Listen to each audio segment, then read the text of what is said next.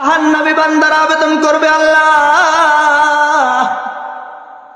আপনার কাছে আবেদন জানাই, মেহেরবানি করে আর একটিবার আমাদের দুনিয়াতে পাঠানোর ব্যবস্থা করেন, আর একটিবার সুযোগ দেন। দেখবেন আমরা এইবার দুনিয়াতে যাওয়ার পরে আর মসজিদ থেকে আমরা কখনোই চলে আসব না, আর আপনার কুফরি করব না, আপনার হুকুম মানব, সব সময় খাঁটি মুসলমান হয়ে চলে আসব, সচ্চা ইমানদার হয়ে আপনার দরবারে চলে আসব।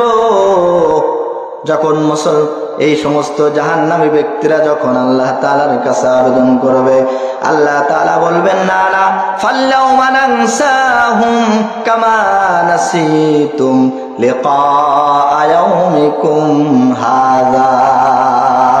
আল্লাহ তাআলা বলবেন, না না বান্দা, দ্বিতীয়বার আর তোমাদেরকে সুযোগ দেওয়া হবে না।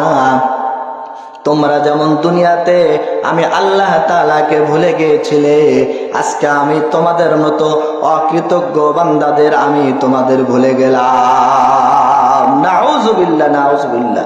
আল্লাহ তাআলা যদি হাসরের ময়দানে আমাকে আপনাকে ভুলে যায়, বান্দা হিসেবে স্বীকৃতি না দেয়, আল্লাহ তাআলা নিজের বান্দা হিসেবে মেনে না নেয়, তাহলে উপায় আছে কি? না, নাজাত পাওয়ার কোনো মুক্তি নাই।